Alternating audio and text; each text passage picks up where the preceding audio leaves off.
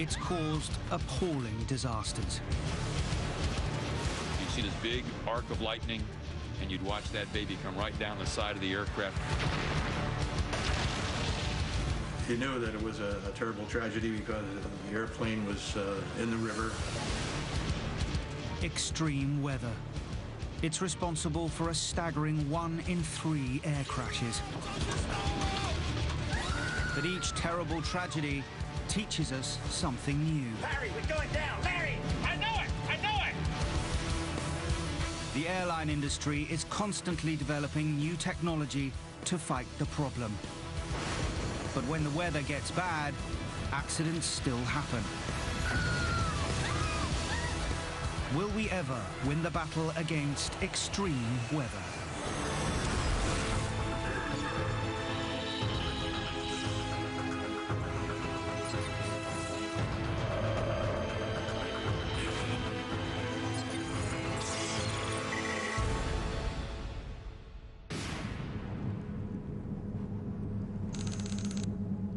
Dusk, Washington, D.C.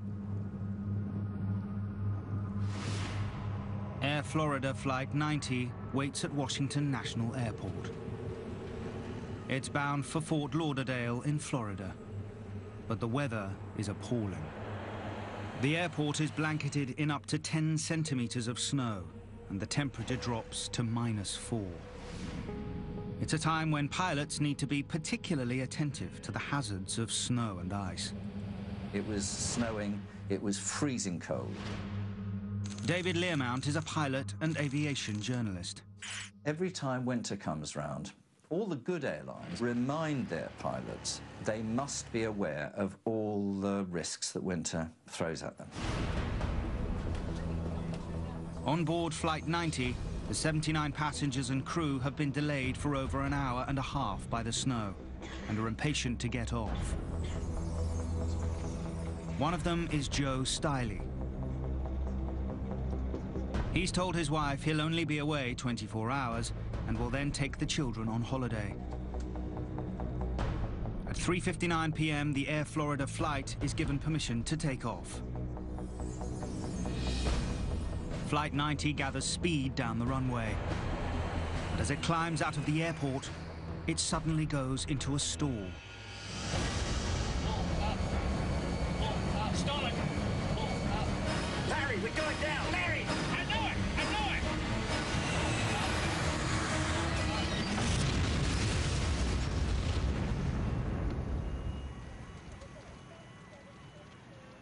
The aircraft has plunged into the icy waters of the Potomac River.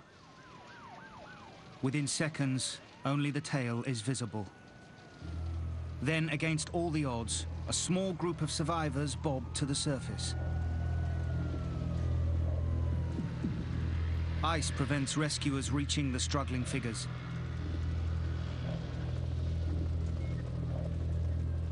Then, a helicopter arrives. It's a race against time. In freezing water, a human will lose consciousness within 15 minutes.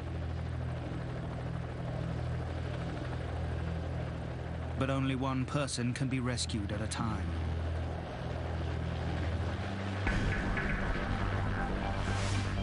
The first to be winched to safety is business executive Bert Hamilton.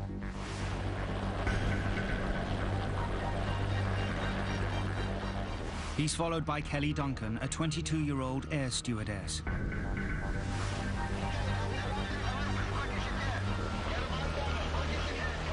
Miraculously, she's only suffering from minor injuries. Eventually, a rope is thrown to a third survivor. Joe Stiley has been badly injured and is desperately trying to stay afloat. I was holding on to a piece of the tail section. I held on the rope and let him drag me out. To save time, Joe grabs another survivor. Priscilla Tirado has lost her husband and child and is in extreme distress. I tried to get the rope that they gave to us on her. But he hasn't got the strength to hold on, and she's left floundering in the icy water. Time is running out.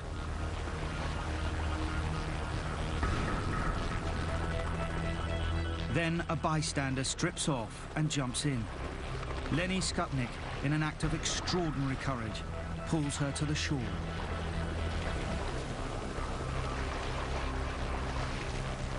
In all, 5 survivors are rescued from the water.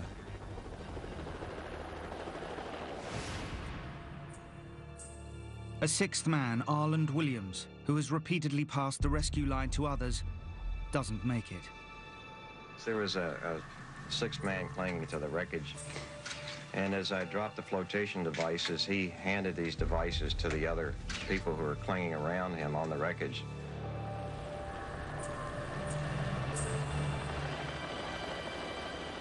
A span of the 14th Street Bridge will later be named after him.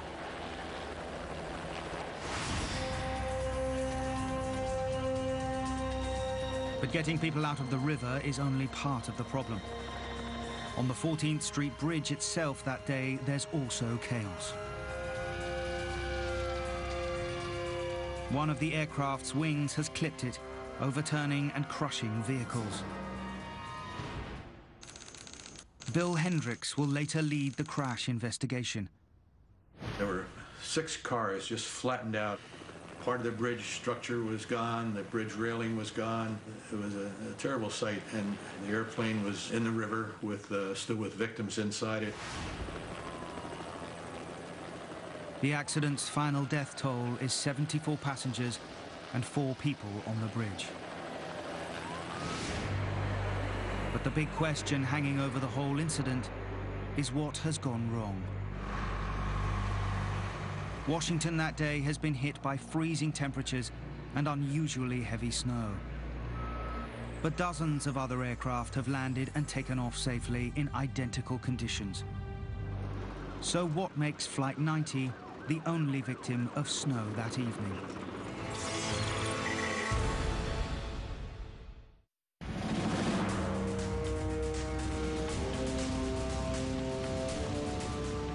In the days after the accident, divers and cranes are brought to the crash site on the Potomac River. The first task for the chief crash investigator, Bill Hendricks, is to locate and retrieve the flight data recorders. It will eventually take 7 days to get both the cockpit voice recorder and the flight data recorder ashore. It's a moment of triumph for the divers. Now at last, Hendricks can piece together what's happened. Once we got the flight recorders, it came together quite clearly what the cause of that accident was. The first clue is something that happens 50 minutes before takeoff.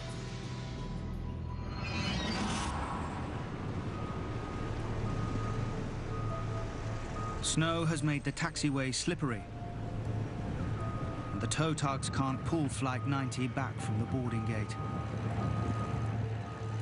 The pilot, Larry Wheaton, decides to help. Okay, I'm gonna try a little reverse thrust. He revs the aircraft's engines and then reverses the thrust for 90 seconds. It's like putting a car into reverse. He hopes the engines will force the aircraft back from the gate, but it's a highly irregular maneuver. The reverse thrust kicks up snow and ice that is sucked into the engines. It throws stuff in front of the engine, which then gets sucked into it. It's really something that you avoid. It can gunge up a number of the sensors which are essential for the aircraft's correct performance. It's a bad judgment, but it should not have caused a crash. Modern aircraft engines are equipped to deal with snow and ice.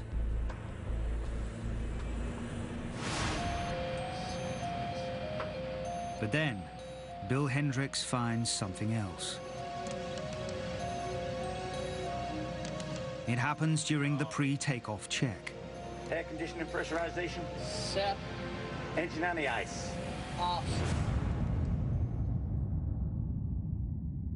The crew has failed to turn on the engine's de-icing system.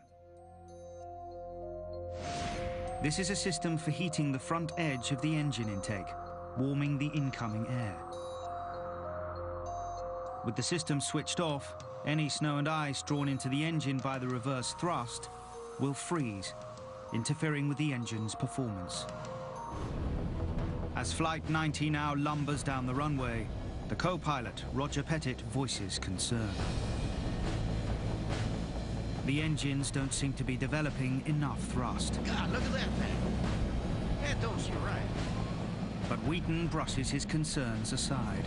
Yes, it is. No, I don't think that's right. Ah, maybe it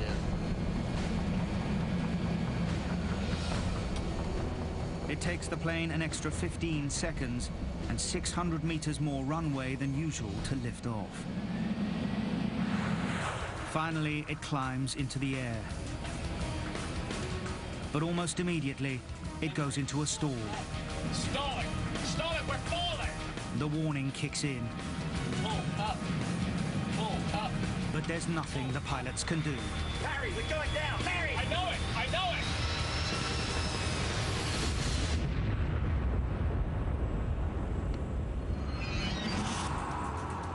Piecing the evidence together, investigators can now establish how a combination of human error and extreme weather caused Flight 90 to crash. First, as snow builds up on the taxiway, Wheaton uses reverse thrust to help push back from the gate. Engine on the ice. Second, with the engine anti-ice turned off, freezing snow and ice are drawn into the engine. This interferes with the engine's performance. As a result, when Flight 90 takes off, the engines are only producing a thrust or engine pressure ratio of 1.70. A Boeing 737 needs a thrust ratio of at least 2.04 to take off safely.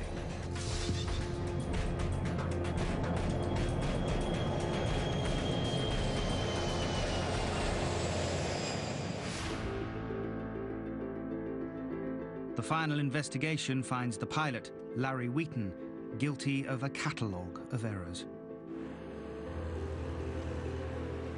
The accident drives home the fact that when the weather gets bad, there is no margin for error. It's a problem engineers have been battling with for years.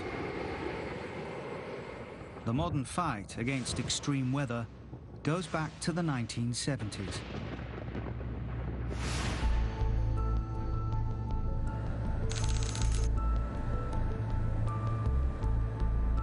Christmas Eve, 1971. Lancer Flight 508 is bound for the remote Peruvian town of Pachalpa. On board are 17-year-old Juliana Kopka and her mother, Maria.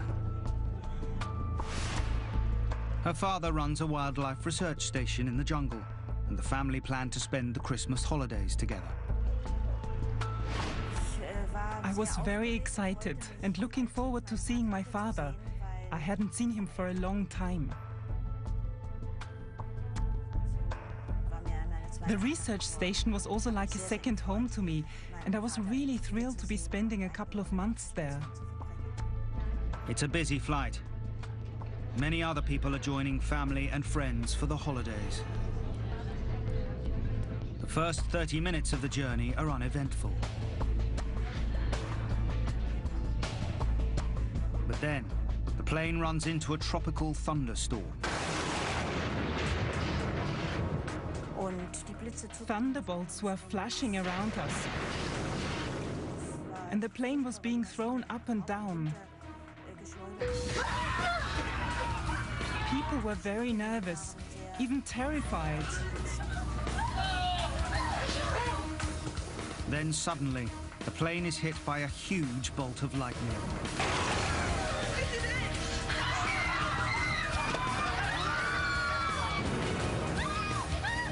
Everything is thrown around.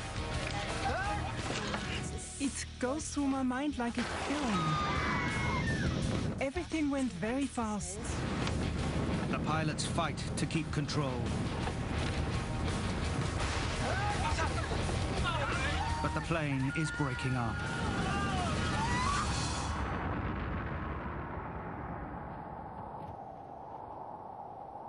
Suddenly, it turned very quiet. I could only hear the sound of the wind in my ears. Juliana falls more than 3 kilometers.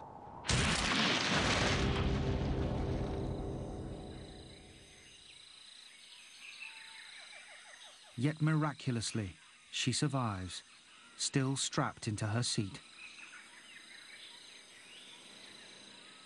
The seat may have been her salvation. I ought to have injured myself very badly when I hit the treetops. But the airline seat was below me, and I can only imagine it cushioned the landing. Juliana is alive, but she has a broken collarbone, a badly swollen right eye, large gashes on her arms and legs, and concussion. Her first thought is for her mother, but she's nowhere to be seen. Juliana is on her own. But she has one vital piece of knowledge.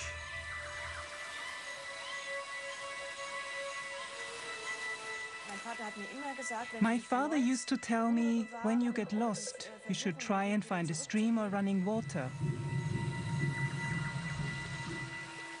He said, follow that stream and you will find a bigger stream, and that will turn into a river.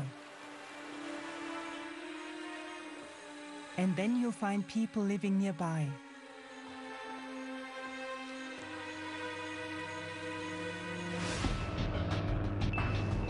As news of the accident reaches the outside world, rescue planes are sent to search for survivors. I could hear the planes searching above me. I knew the rescue operation had started. But I wasn't able to do anything as the jungle was dense and I couldn't communicate with them.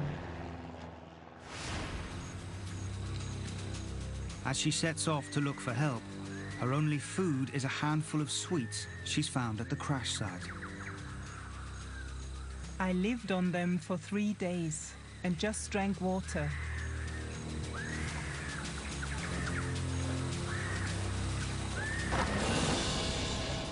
There were piranhas in the river.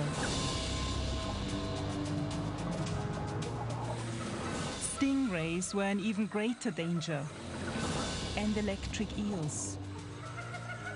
I could see caimans everywhere.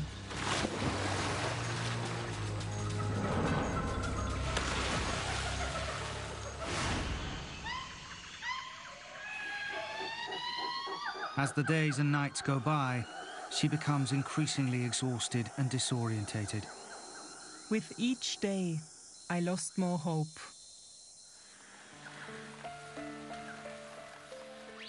I had moments when I was desperate, especially during the nights. The nights were horrible.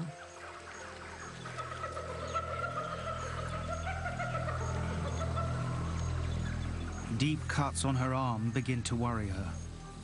I felt there is something in my arm. It kind of hurt. Something was moving in there. I couldn't see it properly, but when I twisted my arm, I saw that little white heads were looking out.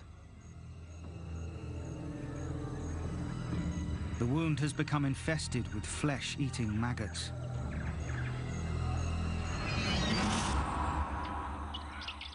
Finally, after 11 days, famished and exhausted, she stumbles on a logging camp. It's her salvation. Today, 40 years later, Juliana Kopka is Dr. Juliana Diller and works as a librarian at the Munich Zoological Center in Germany. She's the only survivor of Lancer Flight 508. Her mother, along with 90 other passengers and the crew, have died.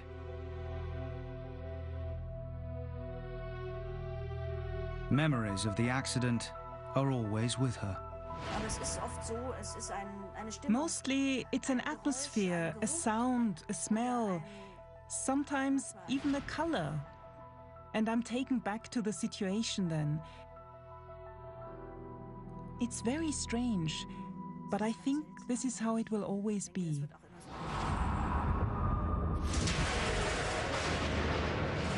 When aircraft investigators later examine the accident, they find a chain of events leading up to the disaster.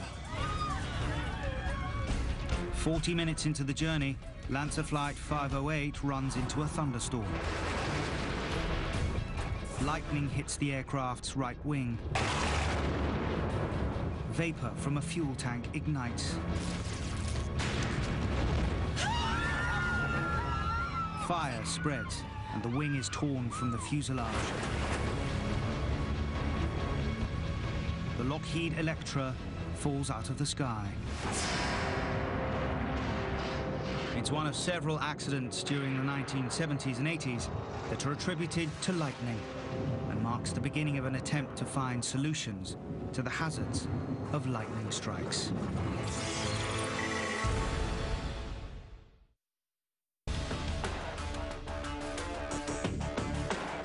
One of the centers of research into the dangers of flying is NASA. At its research center in Langley, Virginia, it drop tests helicopters, crashes passenger cabins, and develops new forms of cockpit instrumentation, all in the name of improving aircraft design. But during the 1980s, one of the most important topics of research is lightning. The work is particularly urgent because from the 1980s onwards, increasing numbers of aircraft are built using carbon fiber components in the fuselage. It's lighter, but more easily damaged by lightning than a conventional metal fuselage. Modern planes also depend on sophisticated electrical instruments that are damaged by the electromagnetic field of a lightning storm. Bruce Fisher is director and chief engineer at NASA Langley. In the 1980s, he was a flight engineer in the Storm Hazard Research Team. NASA's Storm Hazards Research, getting struck by lightning now to enhance. He was part of a team that flew a specially adapted F-106 military aircraft into hundreds of lightning storms.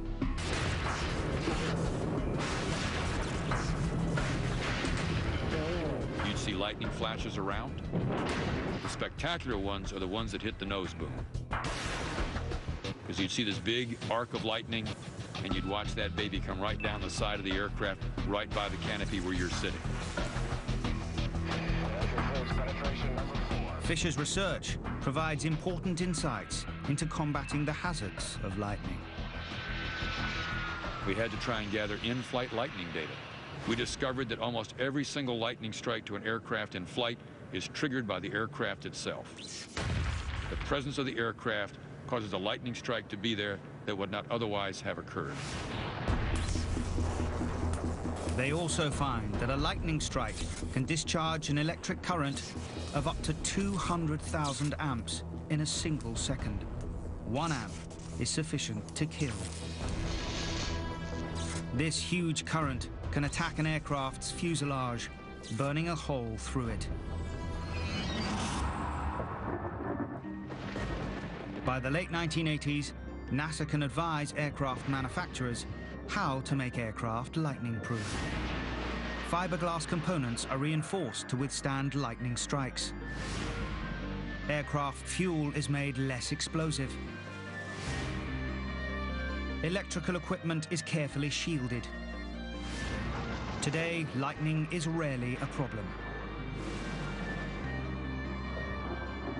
But events will show there's another side to storms that can be equally hazardous. High winds.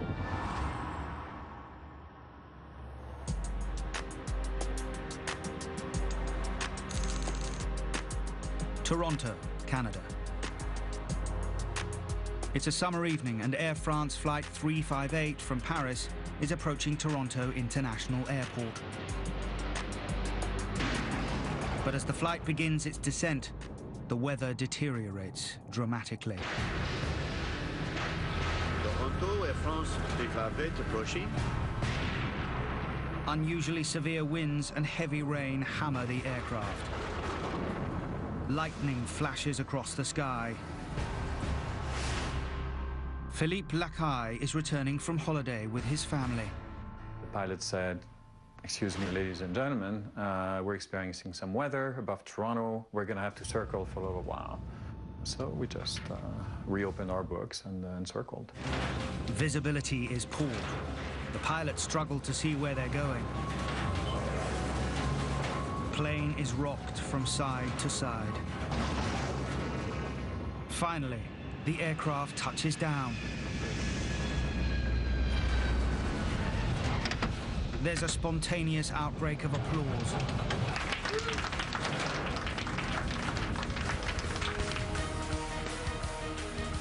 But the ordeal is not over.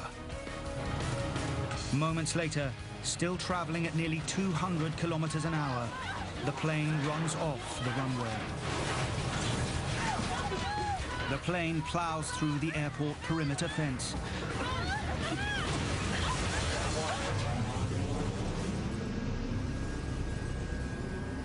And finally comes to rest in a small ravine.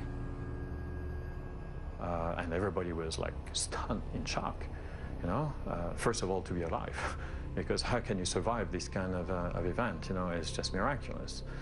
But also, what are we doing next now? What's going on?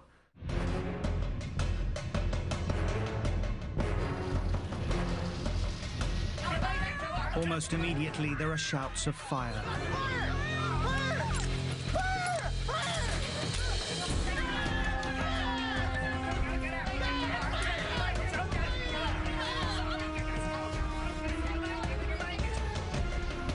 When fire breaks out, there are only about 90 seconds to evacuate an aircraft before fire reaches the fuel tanks. It was like a vision of hell. It's everybody for themselves. Smell of burning fuel. As the last passengers scramble to exit, Flight 358 bursts into flames.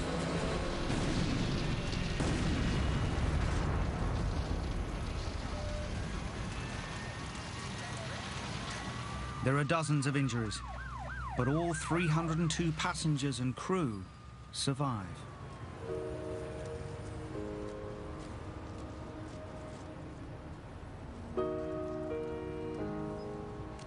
Six years later, Philippe Lacaille is still living with the emotional scars. You never forget this kind of emotional upheaval. It was very hard.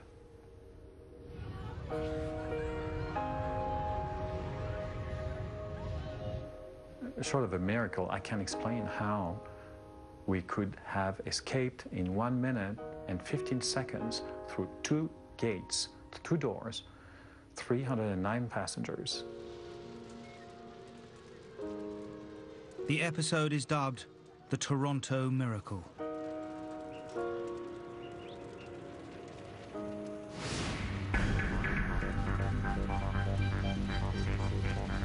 As air crash investigators now arrive at the scene, they face one basic question. Why did a plane equipped with the most modern navigation aids shoot off the runway? Was it a question of pilot error, mechanical failure, or extreme weather, or even a combination of them all? They take data from the aircraft's charred and scorched black boxes. Réal Lavasseur is the chief crash investigator. So we looked at the brakes, we looked at the tires, we looked at the engines, we looked at all the systems, the hydraulics and all the other systems, the electrical, whatnot, and there was absolutely nothing wrong with that aircraft. But when they analyze Flight 358's last moments, they uncover what appear to be a number of pilot errors. The crew had brought the aircraft into land far too fast and had hit the runway far too far along. I don't think they had a clear realization at that point as to how much runway they were leaving behind before they landed the aircraft. And consequently, the aircraft lands quite long, about halfway down the runway. As the end of the runway appears, the plane is still going too quickly.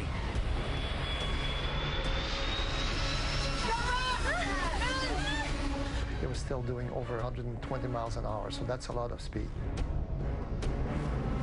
But is it simply a matter of pilot error?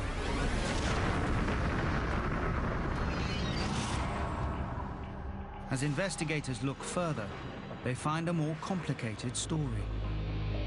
The pilots may have also been victims of exceptional weather. They may have run into a dangerous phenomenon known as wind shear.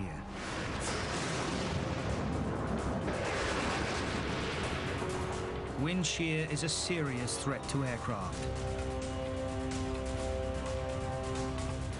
It occurs in the 2 or 3 minutes before a storm breaks, when there can be rapid shifts in wind direction.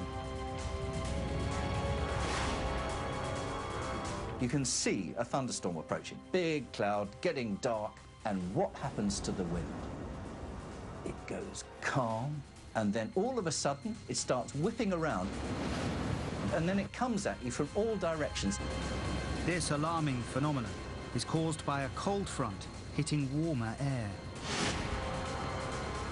In their worst form, these winds are like mini tornadoes in reverse. Highly concentrated coils of wind that instead of spiraling upwards, spiral downwards. They are known as microbursts or downdrafts. They're considered so potentially lethal that during the 1990s, NASA spends millions of pounds investigating them. Paul Robinson worked on the NASA wind shear program. Microbursts form underneath large thunderstorm cells that can extend up to 50, 60,000 feet. Aircraft flying through that will experience very strong horizontal wind variations. NASA scientists discover how microbursts can cause a pilot to make errors. A column of cold air sweeps down from the cloud base, accelerating as it goes. As it hits the ground, it spreads out horizontally. Then it curls upwards like a series of waves. An aircraft flying near this will experience a wind that starts as a headwind and then turns round and becomes a powerful tailwind. When aircraft are slow and low and trying to control their speed as well as they can, the combination of the two in a microburst can be very hazardous. Wind shear, or microbursts, are believed to be responsible for a number of disasters.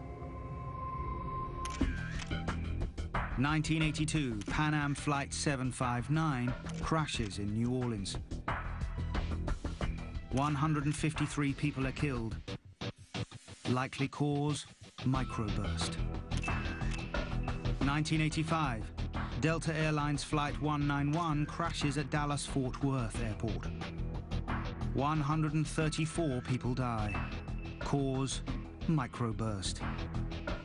More recent accidents linked to severe wind shear include a US air flight that crashed in 1994 and a Goodyear airship that crashed in 2005.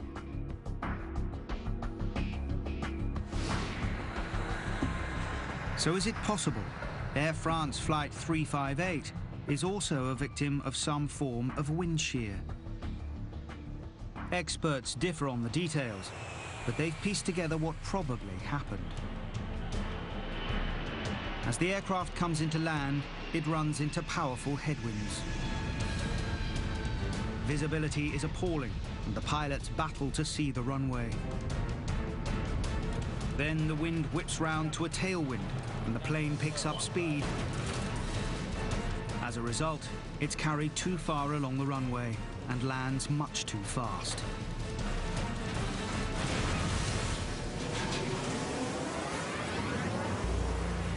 The pilots have been caught out by the rapidly shifting winds typical of wind shear.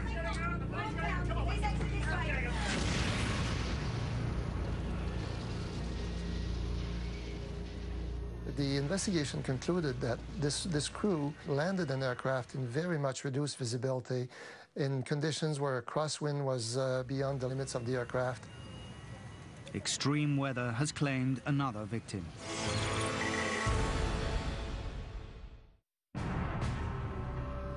Spring 2010, and a high-powered delegation of Polish dignitaries takes off for Russia. It includes Lech Kaczynski, Poland's hugely popular president. They're on their way to remember a massacre near the Russian village of Katyn that has caused hostility between Poland and Russia since the Second World War. The hope is that this important commemoration may finally bring reconciliation.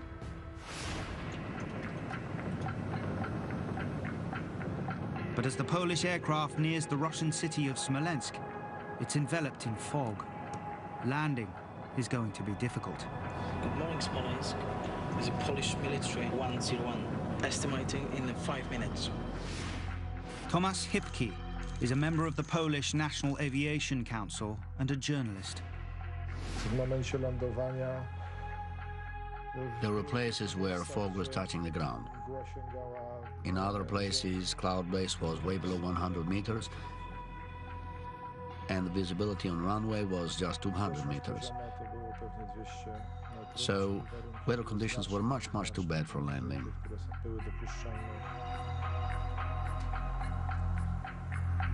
Air traffic control counsels against even attempting to land. Worse still, the airport is not equipped with low visibility lighting to guide planes in. Smolensk North Airport is a former military airbase with very inadequate infrastructure.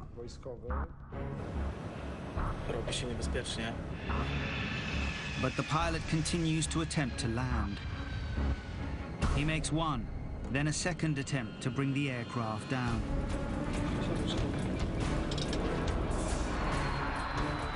Each time he's forced to pull up.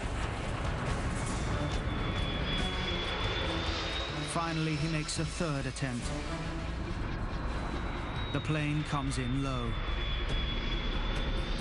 The pilots can't see the runway, but continue on down. Too low, terrain. In their zeal to see the runway lights through the mist, they went straight through their decision height, below which, if you don't have sight of the runway lights, you should go round again. Suddenly, the aircraft clips a tree. It spins out of control, turns upside down, and smashes into the ground.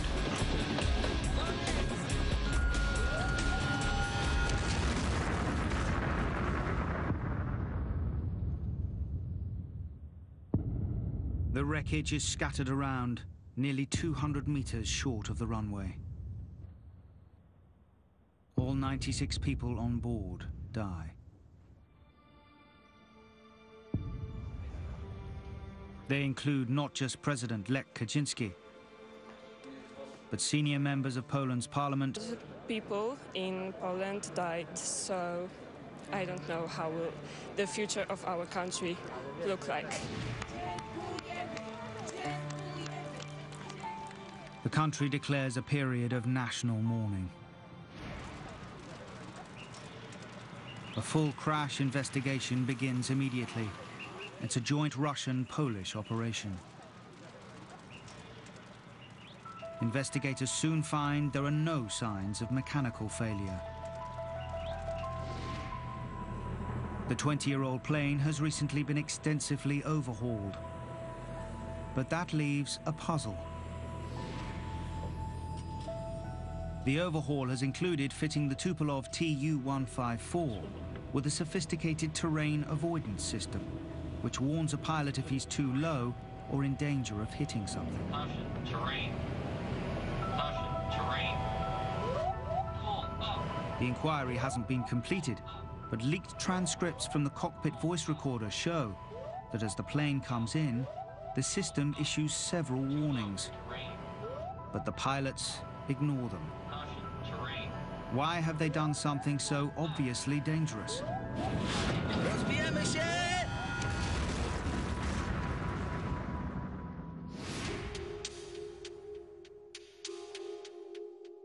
The transcripts give a clue. As the plane approached Smolensk, the pilot can be heard reporting to a superior officer in the cockpit. Sir, the fog is increasing. We're not gonna manage to land. Who is he talking to? An anonymous voice replies. Well, then we have problem. Through the radio static, there's also the snatch of another voice, adding pressure. There will be a noise. The snatches of dialogue suggest the pilots were now under huge pressure.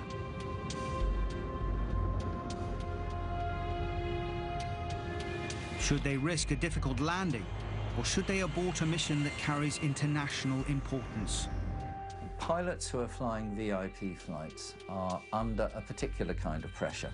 So they really did want to do their duty, these pilots, and get all of those important people in. So they were told by air traffic control what the visibility was. It was nothing like good enough to make a safe landing. But they said, we'll go and have a look at it anyway. Moreover, the crew are military pilots accustomed to taking orders and risks. Warto pamiętać, że piloci generalnie są szkoleni. Military pilots are trained to take more risks than civilian pilots. The crew in this case had come more or less straight from military school. The idea of risk-taking was firmly ingrained in them. We may never know if this is what happened. Important sections of the leaked transcripts have been deliberately deleted. Ten stenogram, który został ujawniony, nie jest kompletny. Some people believe Russians deliberately left gaps in transcript because what they found was damaging to Polish interests. What is certain is that if these holes are not filled, this riddle will never be solved. But the transcripts that are available have led some experts to blame the pilots for abdicating their responsibility. It doesn't matter if the president of Poland is on board. The person who is in charge of the aircraft is the captain of the aircraft. He is more senior in that environment than the president is. In the end, you're a trained professional. You're the one who carries the can for anything that goes wrong. According to this version of events, the pilots had simply forgotten that when the weather gets bad, there is no substitute for their own skill and judgment. In Poland today, the hope is that lessons will be learnt and there will never be a similar accident again.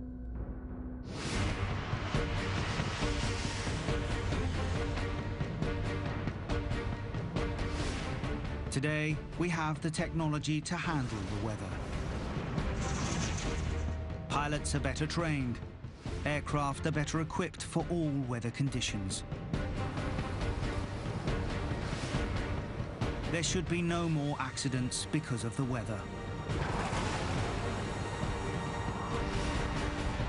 But extreme weather will continue to challenge a pilot's skill and his ability to fly in the face of the unexpected.